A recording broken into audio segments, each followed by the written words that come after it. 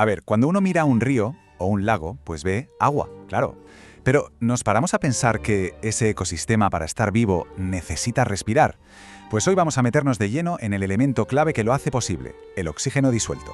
La pregunta que lo inicia todo es esta, que parece simple pero ojo, es fundamental para toda la vida que hay ahí debajo. ¿Qué es lo que permite que un río literalmente respire? Venga, vamos a descubrirlo. Bueno, pues vamos al lío. Para empezar, lo primero es lo primero. Hay que definir qué es exactamente esto del oxígeno disuelto y por qué es tan importante. Aquí está la definición clave, la que hay que entender sí o sí. El oxígeno disuelto, que a menudo veréis como OD, no es más que la cantidad de oxígeno en forma de gas, el O2, que está mezclado, disuelto en el agua. Y esto es crucial. No es el oxígeno de la molécula de H2O, sino el oxígeno libre que los peces y otros bichos pueden usar para respirar de verdad.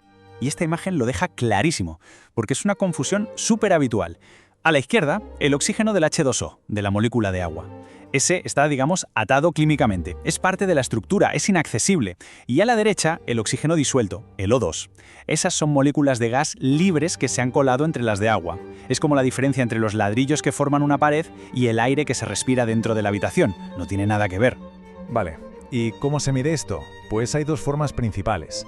Por un lado, los miligramos por litro, que es una medida directa, cuánta masa de oxígeno hay en un litro de agua. Y por otro, el porcentaje de saturación. Esto nos dice cuánto oxígeno hay en comparación con el máximo que podría haber a esa temperatura y presión. Es un indicador de salud súper útil, la verdad. Ahora pasamos a ver cómo se mantiene este oxígeno en el agua. Porque claro, no es una cantidad fija, es el resultado de un equilibrio súper delicado, un constante toma y daca. Pensemos en esto como si fuera una cuenta bancaria. Por un lado tenemos los ingresos, los depósitos de oxígeno. La fuente número uno, sin duda, es la fotosíntesis de las plantas y las algas. Y luego también entra oxígeno directamente del aire, sobre todo si la superficie del agua está movida, con olas en los rápidos. Ese movimiento ayuda a que se disuelva. Y claro, si hay ingresos, también hay gastos, las retiradas de la cuenta. Todos los seres vivos que necesitan oxígeno, desde un pez hasta la bacteria más pequeña, respiran y lo consumen sin parar. Pero el mayor gasto, el que se lleva la palma, es la descomposición. Las bacterias que se encargan de descomponer la materia orgánica, como plantas muertas o restos de aguas residuales, literalmente devoran cantidades enormes de oxígeno para hacer su trabajo. Sabiendo que existe este equilibrio, este tira y afloja, es fácil entender por qué el oxígeno disuelto es como el pulso del agua. Es un signo vital que nos chiva si un ecosistema está sano o si está en problemas. De hecho, hay una frase que lo clava, que lo resume a la perfección. El oxígeno disuelto es el pulmón de los ecosistemas acuáticos. Su concentración refleja el equilibrio entre el sustento de la vida y las presiones a las que se enfrenta. Es que no se puede decir mejor. Y ahora vamos a los números, que es donde se ve todo claro. Como se ve en el gráfico, si tenemos más de 5 miligramos por litro, la vida acuática está, en general, la mar de bien. Pero si bajamos de 3, los animales ya empiezan a sufrir estrés. Y si caemos por debajo de 2, entramos en zona roja, una zona crítica donde la mortalidad se dispara. Y a estas situaciones límite, claro, les hemos puesto nombre. Cuando el oxígeno cae por debajo de 2 miligramos por litro, hablamos de hipoxia. Eso ya es una emergencia ecológica. Y si la cosa va peor, llegamos a la anoxia, que es la ausencia casi total de oxígeno. Una condición, incompatible con la vida tal y como la conocemos. La gran pregunta entonces es, ¿qué es lo que puede romper este equilibrio tan delicado y llevar a un río o a un lago a una situación de hipoxia? Pues vamos a ver cuáles son las principales amenazas. Esta tabla es genial porque lo resume todo de un vistazo. La temperatura, por ejemplo, es clave. Cuanto más caliente está el agua, menos oxígeno puede retener. Pasa algo parecido con la salinidad y la altitud. Pero el factor que más puede desequilibrar la balanza, con diferencia, es el último, un exceso de materia orgánica, porque como ya hemos dicho, su descomposición consume oxígeno a lo bestia. Así que quedémonos con la idea principal.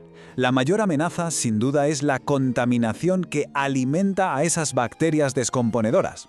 Y esto, de hecho, se mide con un parámetro muy concreto, la demanda bioquímica de oxígeno, o DBO. Si la DBO es alta, significa que hay mucha contaminación que consumir y, por tanto, un riesgo altísimo de que el oxígeno disuelto se desplome. Y esto nos lleva a un proceso en cadena, una especie de cascada mortal que se llama eutrofización. Es bastante fácil de entender si lo vemos paso a paso. Primero, llegan al agua un montón de nutrientes que no deberían estar ahí, como fertilizantes o aguas residuales. Segundo, esos nutrientes son como un festín para las algas, que empiezan a crecer sin control, una explosión de vida. Tercero, como es lógico, esas algas al final mueren y se hunden. Y cuarto, el golpe de gracia. Las bacterias se ponen a descomponer toda esa masa de algas muertas, consumiendo todo el oxígeno disponible y creando lo que se llama una zona muerta. Bueno, después de este panorama un poco oscuro, la buena noticia es que esto se puede vigilar. Y lo más importante, se puede solucionar. No es una batalla perdida, ni mucho menos. Hay varias cosas que se pueden hacer. Lo primero, y lo más lógico, es ir a la raíz del problema. Controlar los vertidos de nutrientes.